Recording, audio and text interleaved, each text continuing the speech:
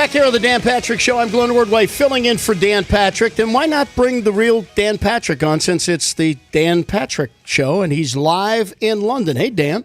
Hi, Glenn. How are you? I'm doing great. How are you? I'm supposed to be more confident, but I'll be honest and say overwhelmed because I just looked at what Saturday and Sunday are. Al Michaels and I are splitting 13 hours of coverage on Saturday and 11 hours on Sunday. So other than that, not much going on here. Yeah, but you don't have the Danettes weighing you down, right? That's a good point. Yeah. It's a good point. But have they treated you with kindness and respect? They did till I made that comment. I think we're going downhill from here on in. Do you break up any fights between Seton and McLovin? Yeah, that seems to be the one thing I don't miss. Yeah, we came close. It's like two old ladies. It's unbelievable. Hey, let me ask you this. You've done a lot of things in your career. How much more difficult is it doing something like this in that these aren't sports that you follow every single day? These aren't athletes' names that just, trip off the tongue. You know? Yep. It's the most challenging thing I've ever done, and I think for me to take the time off from the radio show, which, that's my job. To be able to do something like this, to have the opportunity, was something I didn't want to pass up to try it, because not many people can say they've hosted an Olympics. So I'm in with Al Michaels and Bob Costas, who are on the very, very, very short list of the best to ever do this. And to be able to do it and hopefully do it at their level and complement what they do, it's challenging, and you're right. I mean, there's stuff that I would not follow, haven't followed, but I found myself to suddenly be an expert in women's field hockey and judo, to go along with rowing and cycling, and by the way, basketball, the things that I normally would follow. So it's good, challenging, and it's like studying for a final exam each night. Stuff that you'll be covering on the Dan Patrick Radio Show in September, I'm sure. Hey, listen, how much conversation have you had with Al and Bob? Not necessarily about the sports, but how it works in the Olympics. Many times it delves outside of sports. We've already talked an awful lot about security. Have you thought about the possibility that you might have to, take that range of what you do and extend it a little bit?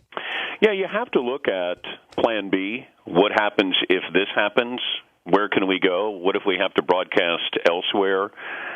You don't want to plan for it, but you have to plan for it because the amount of coverage we have, and we're bringing all of these events to you live. This is the first time in Olympic history that it'll be going from Michael Phelps and Ryan Lochte, and you'll go over to beach volleyball, and it'll be live.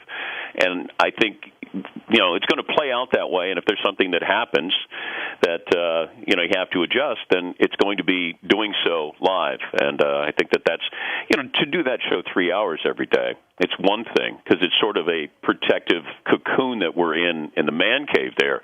This is a little bit different. The stage a little bit bigger, and the possibilities of something that could go wrong, grow exponentially. What's the coolest thing you've seen so far? The beach volleyball. It is unbelievable. The venue is unbelievable because you're not very far from Buckingham Palace, and they've created this arena, this stadium with a beach volleyball court there, and you look out. I can see I can see Big Ben. I can see the London Eye. I can see all of these landmarks, and then you have beach volleyball here, and it's just sort of the juxtaposition of it. It's really remarkable. London's done an unbelievable job with it because you can't go 5 feet without running into something that's historic, and to be able to do it and incorporate the games within those monuments and landmarks is it's really been remarkable. I think it's going to show really well on TV. I got a chance to go. Well, here's something. There's so many things that happen each day. Paul McCartney was warming up yesterday. He wasn't even supposed to be there, but he went into the Olympic Park because he's part of the opening ceremony. He's playing for 2 hours for the help in the stadium. He's just playing songs. Just for the people that are working? Yes, just wow. People who are working. Wow. And, invited them over to listen to him play. So you're going, okay, wait a minute. I'm in London. That's Paul McCartney. He's just playing songs. He was taking requests. So you're just going, wow, okay, sure, why not? And that was yesterday.